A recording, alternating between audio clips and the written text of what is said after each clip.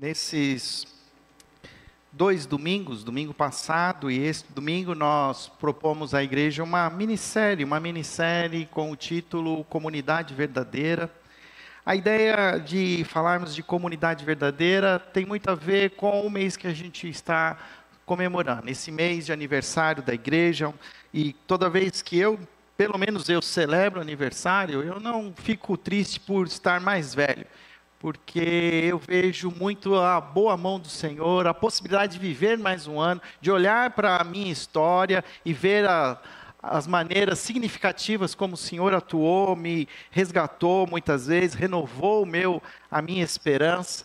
E eu fico entusiasmado em continuar querendo viver cada vez mais. E quando eu vejo nós celebrando o aniversário da igreja, eu também penso da mesma maneira. É uma alegria para nós, é um orgulho muitas vezes. Precisamos tomar cuidado com esse orgulho, porque esse orgulho também pode ser para nós também uma fonte de pecado. Mas podemos nos alegrar, podemos ver a mão de Deus e caminhar, seguir em frente, porque a gente confia que esse Deus é vivo e Ele está atuando na história desta igreja.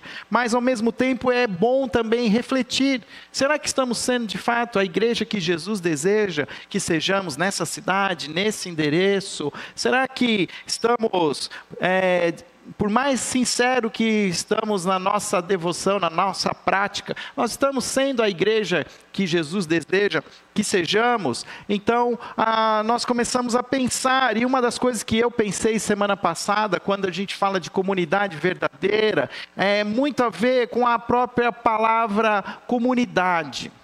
Hoje até muitas igrejas têm trocado a palavra igreja por comunidade, e eu até entendo, porque querem pegar ali a identificação da comunidade, da koinonia, que é a palavra grega para comunidade.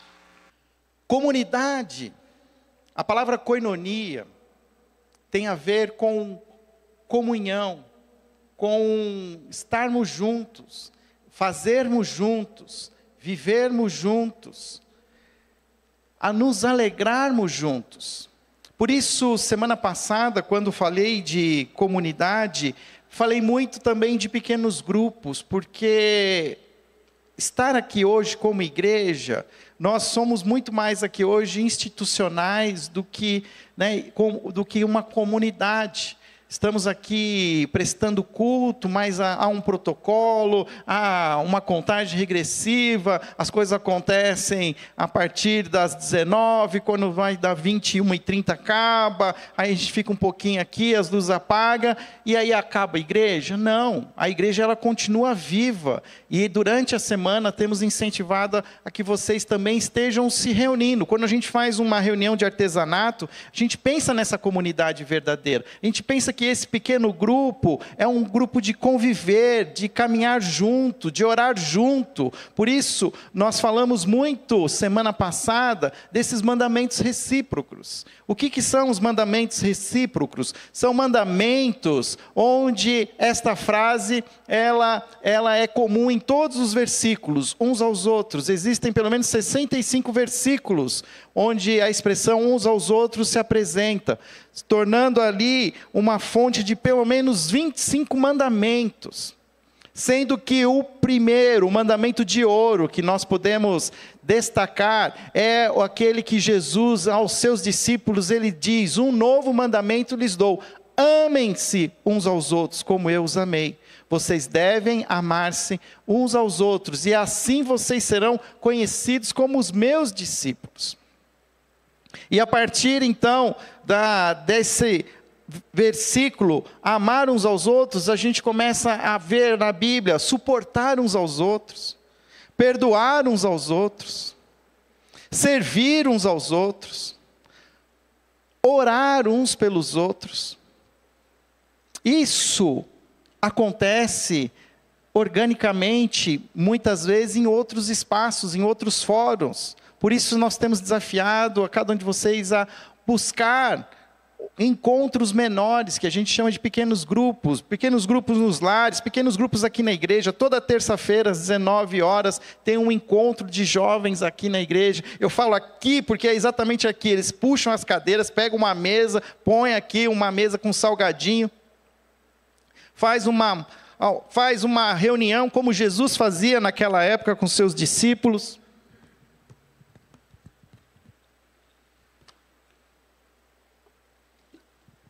Todo mundo ao redor da mesa, comendo, abrindo o coração, orando uns pelos outros. E nós temos que buscar ter essas dinâmicas também fora daqui. Hoje, eu quero falar de uma outra parte da comunhão, que é um aspecto da comunhão que muitas vezes a gente não presta muita atenção, mas que ela faz parte, ela é fundamental. Toda comunhão verdadeira precisa pensar sobre o aspecto do sofrimento. Na verdade, ninguém gosta de sofrer e ninguém busca o sofrimento. Muito pelo contrário, se a gente pode fugir do sofrimento, a gente foge. Se a gente pode fazer com que a nossa vida seja mais confortável, a gente faz. Se a gente pode trocar o sofá da nossa casa por um sofá mais confortável, a gente troca. Se a gente está sofrendo por alguma outra situação, a casa está pequena e a gente não tem espaço, a gente vai lá e aumenta, faz uma reforma, vende, compra outra casa. O fato é que a gente se mobiliza para melhorar, não para piorar. Mas nós esquecemos que o sofrimento, ele acontece, ele vai surgir. Ele surge, ele faz parte das nossas vidas. E eu quero aqui hoje falar, quando queremos ser de fato essa igreja verdadeira, que nós precisamos considerar pelo menos 3 aspectos do sofrimento cristão.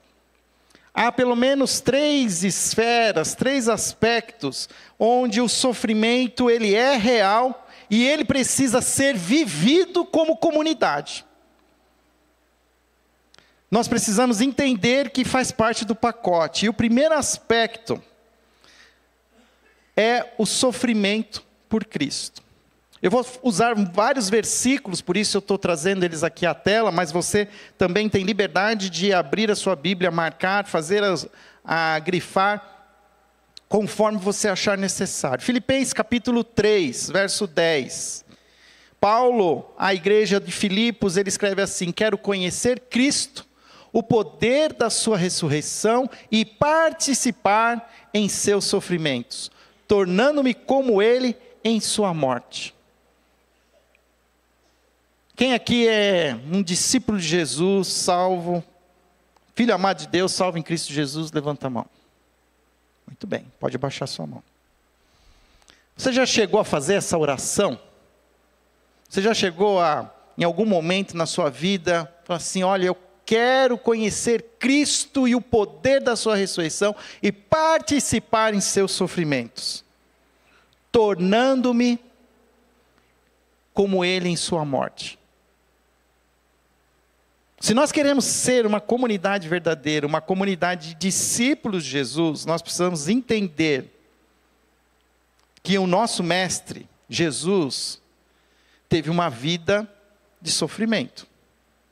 E que nenhum discípulo de Jesus está isento do sofrimento. A gente vai fugir, a gente vai tentar, mas ao nos identificar com Cristo, eu quero dizer para você que nós estamos nos identificando também com o sofrimento de Cristo. O problema é que nós não queremos, no século 21, falar que nós queremos ser como Cristo em seus sofrimentos. Olha o que Paulo, ele repete a mesma expressão para uma carta para uma outra igreja de Colossos. Agora me alegro em meus sofrimentos por vocês e completo no meu corpo o que resta das aflições de Cristo em favor do seu corpo, que é a igreja. Quando a gente começa a gente se sentir desconfortável na igreja, o que a gente faz? A gente muda de igreja. Porque hoje o que mais tem é a igreja, fala a verdade. Daqui da minha casa, eu acho que eu passo por uma dezena de igrejas. E tem umas que eu não sei nem falar o nome, só sei falar a última palavra, church. Porque inventam uns nomes que eu nem sei de onde saiu. Não sei se é grego, latim. Mas tem igreja para todo mundo. E olha o que Paulo está falando, que ele sofre, assim como Cristo sofreu. E ele entrega o corpo dele. E o que resta das aflições, em favor de quem? Da igreja. Qual foi a última vez que você sofreu em favor da igreja? Qual foi a última vez que algo fez com que você se sentisse desconfortável? Não porque algo ruim aconteceu, mas porque você se esforçou, você fez o melhor e aquilo doeu. Mas aquilo edificou a igreja. Um dos desafios maiores que a gente tem nos nossos dias hoje é voluntariado. Porque hoje ninguém quer ser voluntário na igreja. Imagina ser voluntário em igreja. Imagina ficar na recepção, ser o primeiro a chegar e o último a sair. Ficar no estacionamento. Aí quando vai lá, o cidadão vai lá e fala assim, irmão, dá para puxar o carro? O irmão deixa a chave, o seu irmão deixou, parou aqui em fila dupla. Aí o irmãozinho já olha torto, aí você já recua, aí você fala, não vou mais ficar aqui não. Aqui não é lugar não vou ficar aqui, isso aqui não é de Deus. E nós não entendemos que servir é sofrer, é pagar preço. E Paulo, ele está dizendo isso, e ele até quando ele sofre, quando ele vê que ele está desconfortável, ele se alegra, porque falou, puxa, então eu estou como Jesus, eu estou me identificando com Jesus. Pedro, que também foi um discípulo e apóstolo, ele escreve uma carta no final da sua vida às igrejas na Ásia, e ele fala a mesma coisa, mas alegrem-se à medida que participam dos sofrimentos de Cristo, para que também, quando a sua glória for revelada, vocês exultem com grande alegria. E aqui tem um outro contexto que a gente precisa entender, que não só servir a igreja produz sofrimento, mas se identificar como cristão, também pode gerar sofrimento. Porque como cristão, existe uma ética bíblica que nós precisamos seguir, que faz com que muitas vezes nós nos sintamos desconfortáveis, ou faz com que a gente tenha algumas atitudes que os outros olham para nós e tenham seus preconceitos, tenham as suas mais inúmeras adjetivos. E se quando a gente se posiciona diante do Evangelho, sofremos pressões, muitas vezes puxam o nosso tapete, somos deixados de lado, perdemos dinheiro, perdemos negócio, mas faz parte, uma verdadeira comunidade, ela entende que é desconfortável ser cristão no mundo de hoje. Ainda mais quando a Bíblia diz que nos nossos dias, quando chegar o fim, as pessoas ficarão incomodadas com o Evangelho, com a palavra de Deus, e formarão as suas próprias doutrinas. E aí aqueles que querem seguir a Cristo de uma maneira correta e íntegra, começam a se sentir desconfortáveis, não se encaixam.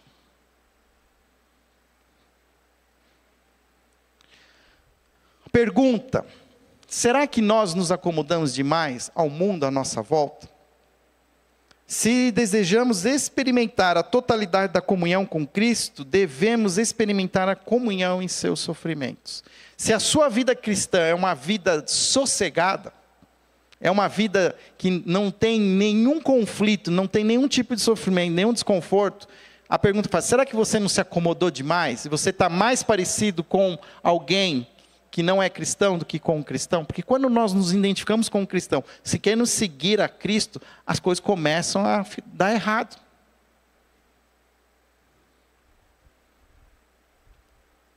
Semana passada eu terminei a mensagem e eu falei que Jesus vai cobrar da igreja brasileira. Vai cobrar da igreja brasileira, porque às vezes eu me incomodo com o nosso conforto, com o nosso nível de conforto frente ao desconforto de muitos nossos irmãozinhos fora do nosso contexto brasileiro. E nós aqui estamos muito bem, obrigado. Um segundo aspecto do sofrimento tem a ver com isso, de que nós precisamos aprender a sofrer com os outros cristãos. Porque a comunidade verdadeira, ela não é somente uma comunidade local. Ela é uma comunidade universal. Ela reúne todos os crentes, todos os cristãos salvos em Cristo Jesus, de todos os tempos. Quando nós formos nos juntar na eternidade, não vai ter um bairro metodista, um bairro batista, um bairro assembleano. Nós seremos um só povo, um só reino. E muitas vezes a gente cria os nossos latifúndios e nós não percebemos, às vezes assim, o cristianismo ao redor do mundo. E olha aqui essa palavra, isso aqui é uma narrativa histórica de quando Jesus confrontou Saulo. Saulo ainda era o nome do apóstolo Paulo. Paulo tem o nome depois dele mudado. Mas naquele momento ele estava indo na estrada de Damasco para perseguir os cristãos, prender e os matá-los.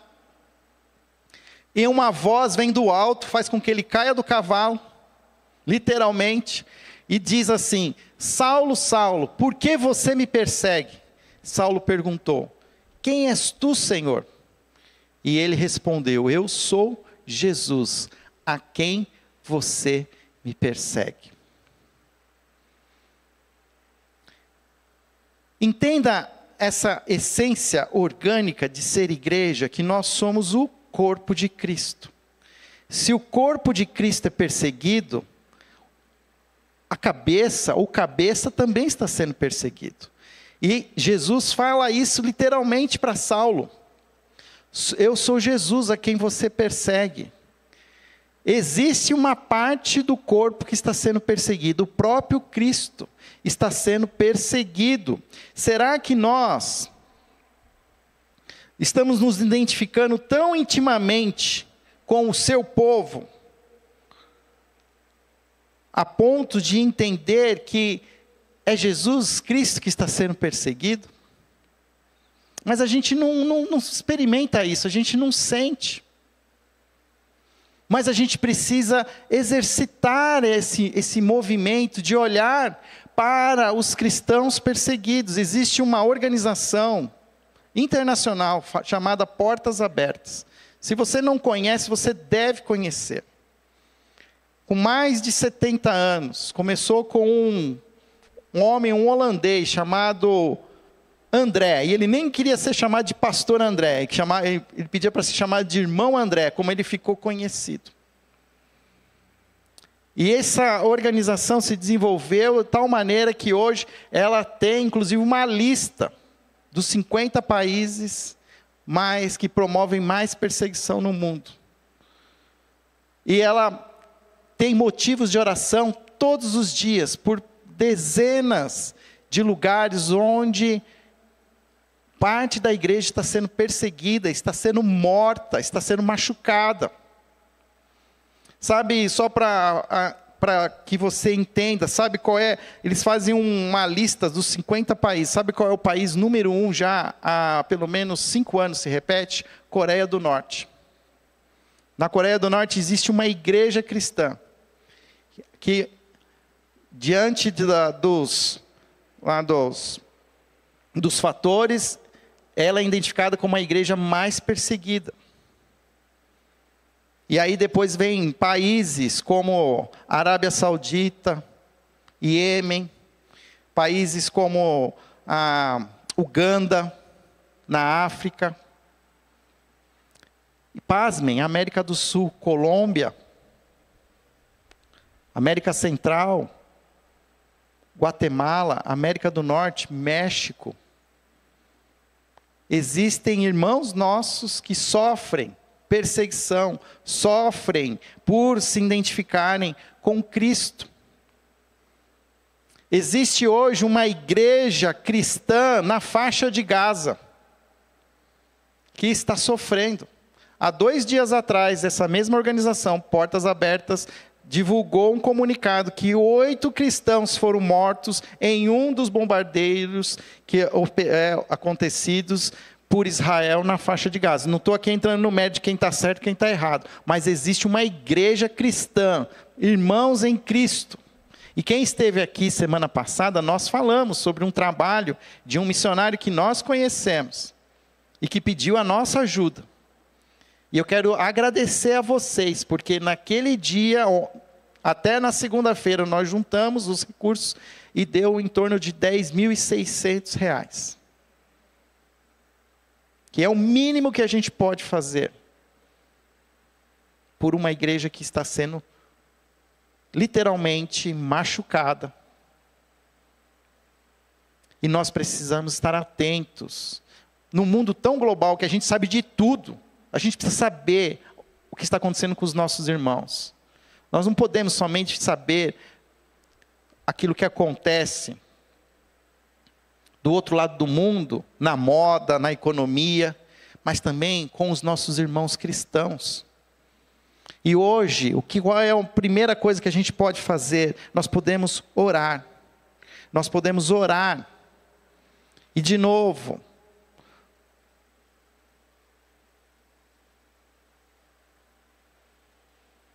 Paulo, ele fala, quero que vocês saibam quanto estou lutando por vocês, pelos que estão em Laodiceia e por todos os que ainda não me conhecem pessoalmente. Ele está falando, ele está escrevendo uma carta para a igreja de Colossos, mas ele já está falando assim, olha, mas já estou orando pelo pessoal de Laodiceia, que eu nem conheço ainda, mas sei que eles estão precisando de oração. E nós precisamos incluir nas nossas orações os cristãos perseguidos. Pergunta: será que a nossa visão contemporânea de comunhão inclui, além das atividades sociais, compartilhar da palavra e das refeições, um profundo sentimento de dor pelos cristãos perseguidos? No mínimo, todo encontro que a gente faz, de pequeno grupo, tem oração, não tem? A gente faz aquela roda de oração, o pessoal pede, e a gente pede pelos nossos pedidos, pelo aquilo que a gente... E tem que pedir mesmo, orar uns pelos outros. Mas a gente precisa incluir os nossos irmãos perseguidos. Se você não conhece, vai atrás, entra nesse site aí do Portas Abertas. Se envolva. Gente, hoje tem mais gente se envolvendo, e eu não estou dizendo que está errado, tá? Com animais, do que com gente. Eu sigo aí, eu gosto dessa área da ecologia, e eu gosto de olhar, mas às vezes eu fico profundamente chocado com o maltrato aos animais, e eu estou de alguma maneira negligenciando aquilo que fazem com meus irmãos em Cristo, minhas irmãs do outro lado do planeta. E eu, como cristão, como parte do corpo, compete a mim fazer algo, que seja no mínimo orar. Porque estão perseguindo o próprio Cristo. Estão machucando o próprio Cristo. Saulo, Saulo, por que me persegues? Jesus não falou para Saulo, por que você está correndo atrás da minha igreja? Por que você prende a minha igreja? Por que você mata a minha igreja? Ele fala, porque você me mata. E nós não... Por isso que eu estou falando dessa questão. O sofrimento, queridos, é um pacote que a gente não pode ignorar. Nós precisamos colocar ele nas nossas agendas, nas nossas orações.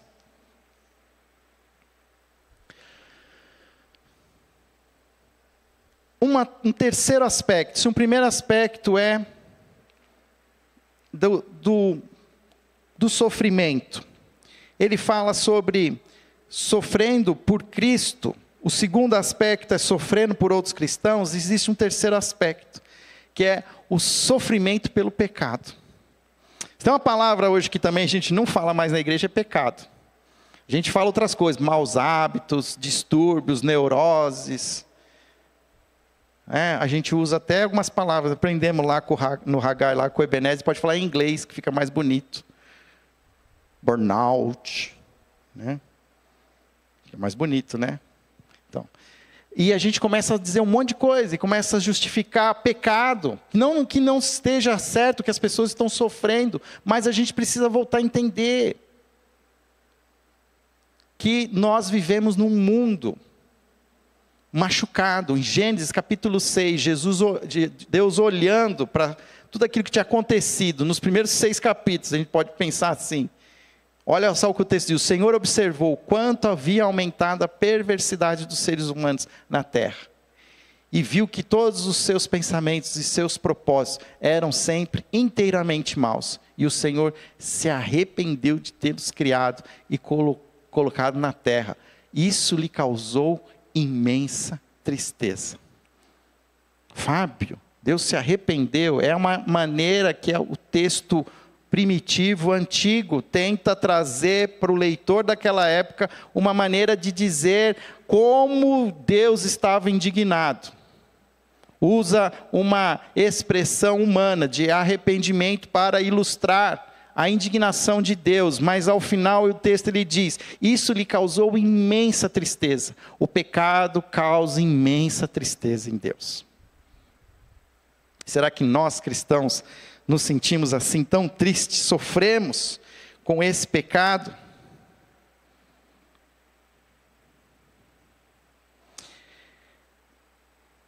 Deus, o texto original diz que isso lhe pesou o coração, lhe causou imensa tristeza. E aqui eu já faço a pergunta: qual é o estado do nosso coração ao contemplarmos os pecados da humanidade, os pecados da nossa sociedade? Será que nós sofremos com as notícias dos conflitos armados? Será que nós estamos sofrendo com os sinais da violência urbana, com a prostituição infantil e o abuso, aos abortos que acontecem na nossa sociedade civil, ao tráfico humano, à escravidão, às guerras, terrorismo, crimes de guerra, genocídios, desigualdades sociais, racismo estrutural, corrupção política? Ou será que para nós está tudo bem? Não é comigo, então o resto que se lasque. E ao olhar para o texto, diz que o Senhor continua observando. E tudo isso tem causado nele imensa tristeza. Será que nós, a igreja de Jesus, nós temos essa mesma tristeza? Nós pesamos o nosso coração? Nós estamos sendo confrontados? Como nós enxergamos todas essas questões? Eu não quero aqui que a gente termine um domingo, um domingo pesado, mas a gente precisa pensar sobre essas coisas. Existia um homem chamado, um americano, Bob Pierce. Na década de 30, ele foi para a China. E ele viu a miséria que naquela época a China estava. E ele fez uma oração: Deus, parta meu coração com as coisas que partem o seu coração. Talvez você não saiba, mas Bob Pierce, depois que ele voltou para os Estados Unidos, ele fundou uma organização conhecida mundialmente como a Visão Mundial. Não sei se você já ouviu falar. Mas essa organização cristã, Visão Mundial, é uma das maiores organizações cristãs do mundo. E que opera inclusive no Brasil. E que trabalha com a adoção de crianças em áreas onde há negligência, de cuidado, de saneamento, e apadrinha crianças. Hoje existem até outras organizações. Mas a Visão Mundial foi uma das primeiras. E foi algo que nasceu do coração de alguém que estava indignado, que começou a sofrer com o sofrimento humano. E eu penso, será que nós estamos sofrendo como Deus deseja que nós sofrêssemos, como Ele sofre? E a gente começa a fazer uma oração dessa: não, parta o meu coração com as coisas que partem o seu. Aquela oração perigosa que eu ensinei vocês outro dia: ó Senhor, o que queres tu de mim? Porque é muito fácil reclamar, é muito fácil culpar, é muito fácil dizer que a culpa é do outro. Mas e aquilo, nós como igreja, será que a gente está se colocando à disposição? Não é possível que o Espírito Santo que habita o seu coração não te deixe incomodado com alguma mazela na nossa sociedade. E você não pode simplesmente ignorar esse incômodo. E o que a gente faz? O maldito do conforto anestesia a nossa alma, porque a gente vai lá e a gente abre uma tela, a gente liga uma TV, a gente vai e faz uma viagem. A gente se anestesia com conforto, com viagens, com comida, bebida, e a gente ignora que esse mundo é um mundo caído, que jaz maligno, e que nós somos a igreja, e que nós temos uma mensagem de esperança. É claro que a gente não vai resolver todos os problemas do mundo, mas existem situações, pequenos passos, pequenas decisões que a gente pode tomar, que podem criar grandes transformações. Acabei de vir agora desse treinamento do Haggai e eu vi vários testemunhos de homens e mulheres que tomaram uma decisão de fazer um projeto para confrontar situações de mazelas, de violência, N situações, e as coisas começaram a acontecer. E uma delas, uma senhora, que decidiu que ela ia orar pelas pessoas numa praça. E ela decidiu, como é que eu vou fazer para orar com as pessoas que estão na praça? Aí ela falou assim, eu vou orar para aquelas que sentaram em determinado banco. Então, em determinado horário, ela vai lá naquela praça, e quem sentar naquele banco, ela vai lá, ela chega lá e fala assim, eu quero fazer uma oração com você, posso orar com você? Já viu alguém negar a oração? E aí esse é só o primeiro passo, porque daí a pessoa com certeza vai querer falar do sofrimento, e você não consegue resolver, mas você conhece quem resolve. Você pode falar da esperança, de um Cristo vivo, fazer a oração, planta uma semente. Mas a gente não está interessado nisso.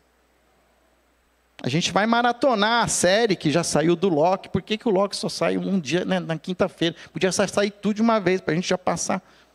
Você não sabe o que é isso, né? Que bom que você não sabe. Mas tem gente que sabe e está dando risada. Porque a gente enche a nossa agenda de entretenimento. E os cristãos, a igreja de Cristo não está aqui para brincadeira. Nós temos um chamado, ide por todo mundo, pregar o evangelho a toda a criação. Queridos, como é que nós enxergamos o nosso próprio pecado? Será que a gente está enxergando a nossa negligência? Se queremos ser essa comunidade verdadeira, nós não podemos simplesmente servir de maneira protocolar. Um culto no domingo não é suficiente, é preciso viver a vida cristã nos ambientes em que nós somos inseridos. Tem lugar que eu nunca vou passar, mas você passa todo dia. Tem pessoas que você conhece, que eu nunca vou conhecer, mas você conhece, e você pode oferecer uma oração. Pode oferecer 5 minutos da sua mesa para que eu ouvir, orar. Nós não podemos dar as costas para o sofrimento. E nós, muitas vezes, não estamos olhando o nosso próprio pecado.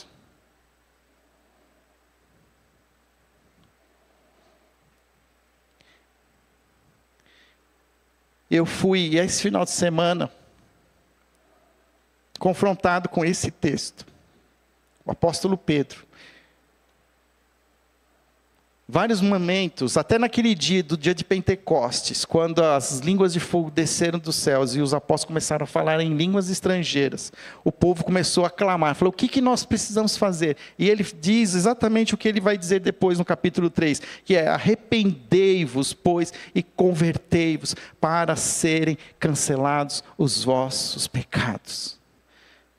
Nós só vamos experimentar o que significa ser uma igreja verdadeira se nós nos arrependermos dos nossos pecados. Nós já sabemos quais são os pecados que estão lá fora, mas a gente está ignorando o nosso próprio pecado, nós estamos ignorando a nossa própria falta de paixão, de compaixão.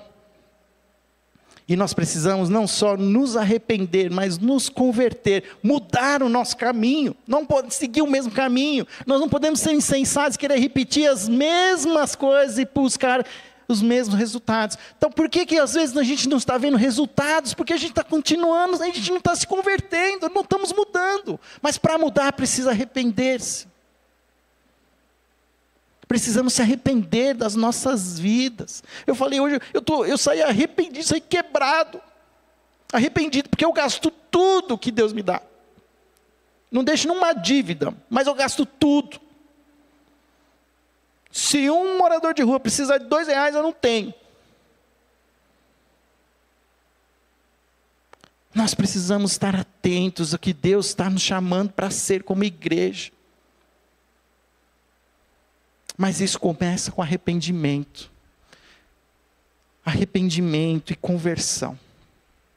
Eu não sei como é que você chegou aqui hoje. Eu não sei se você esperou aqui ter uma palavra de encorajamento, de ânimo, de fortalecimento.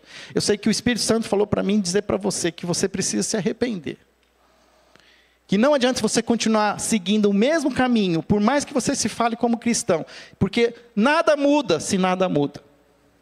Ou a gente tem coragem de quebrar os ciclos de morte nas nossas próprias vidas, se arrepender e nos converter à luz, aos caminhos de Cristo, encher o nosso coração da palavra, da Bíblia, encher o nosso coração do Espírito Santo, ou nós vamos continuar sendo o que nós somos hoje, crentes medíocres, uma comunidade medíocre.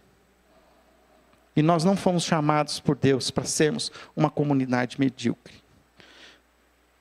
Talvez o seu pecado seja que você está fugindo do sofrimento. Talvez você tenha feito das tripas corações para não enfrentar o sofrimento. Para não sentir sofrimento.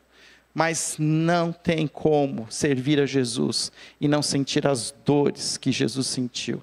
Não tem como caminhar com Jesus e não tomar uma cruz diariamente e seguir e se negar-se todos os dias. Abrir mão do seu conforto, da sua zona de conforto e se expor. Eu estou pregando para mim mesmo. Mas eu espero que você também esteja ouvindo a mensagem do Espírito no seu coração. Eu queria pedir para você ficar de pé. Eu não sei aquilo que você precisa se arrepender, mas com certeza todos nós temos alguma coisa para nos arrepender, porque não há um justo sequer. Todos os pecados instituídos estão da glória de Deus. Mas eu quero dizer uma coisa para você, que onde abundou o pecado, superabundou a graça. E que aquilo que a gente precisava para viver o dia de hoje, o Senhor nos deu hoje pela manhã. E o que nós vamos viver amanhã, o Senhor vai renovar e vai nos dar tudo de novo. Ele vai zerar a nossa conta. Para a gente começar, porque todos os dias o Senhor nos dá uma segunda chance. E se amanhã, depois que você dormir, você abrir os olhos, que você lembre, quando abrir os olhos, que o Senhor está te dando uma segunda chance. Que o Senhor quer ver você vivendo uma vida correta, uma vida digna. Se convertendo dos seus maus caminhos, se arrependendo daquilo que você tem feito e repetido, abandonado. Nem que você tenha que começar o seu dia de joelhos, clamando por misericórdia. Nós vamos cantar mais uma canção. E após essa canção nós vamos orar. Nós vamos fazer uma oração de entrega ao Senhor. Porque nós precisamos tomar uma decisão. Nós não podemos adiar essa decisão para amanhã.